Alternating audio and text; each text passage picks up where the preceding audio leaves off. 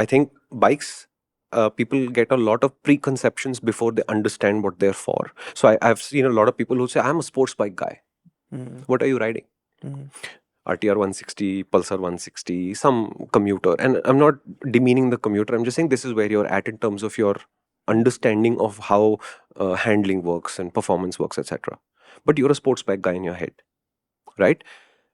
When you get to an R15, for example, which is a great sports bike by all counts, you'll discover there are things about it that you thoroughly enjoy, and there are things about it that you simply cannot understand how anybody else would live with it also.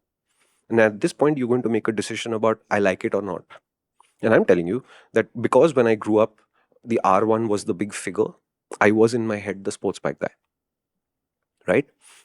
In my entire career, I have only owned one sports bike, and that was the R6, and that was for, I'm going to say, 3 or 4 years before I realized that my Sport Naked, which is the 210, is a better track bike for the way I ride. And then I moved the sports bike out and I brought the 210 into that space. What is the bike format that I use the most often? 70,000 kilometers on an ADV so far. Okay, two ADVs in succession. And the reason why I picked the ADV now is because I realized that I can do more in our country's situation as they are right now on an ADV than I can do on a sports bike.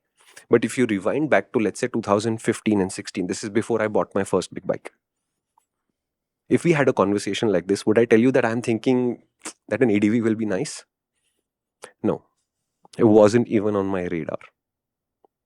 It took me 3-4 rides on ADV format motorcycles to understand, saying, no, this is where it's at. Until my country's roads get better, the way to get to the beautiful places, the easiest, smartest way to do it is an ADV. Shit, I just remembered, like, for me, the Busa was also a wall.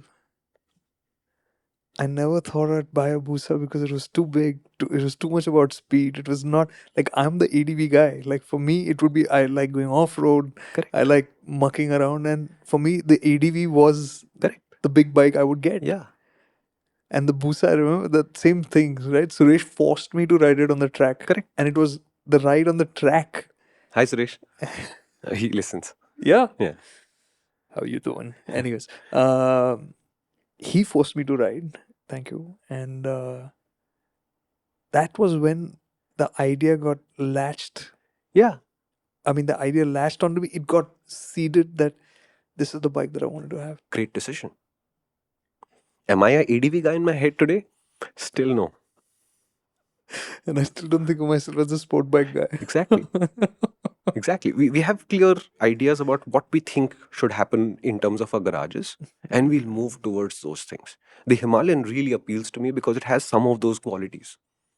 The suspension is epic. So I will trade in that suspension for the vibration. I live with that vibration because the suspension is epic. If in 2 years from now, because I'm in no rush to buy a bike, but if in 2 years from now the Himalayan proves to be as reliable as I think it will be, I think it will be a great bike to have to get around this country and see things. The Scrambler 400X is sort of like that too. I am hoping the 2025 KTM Adventure will also be sort of like that. I think the current Duke is also like that. These are all bikes that do a lot more than what it says on the tin. What a great time, eh? The 400s are so cool. Yeah. Consider this your invitation to like, share, and subscribe. Try the main MotorInc channel too. Lots more content there just for you.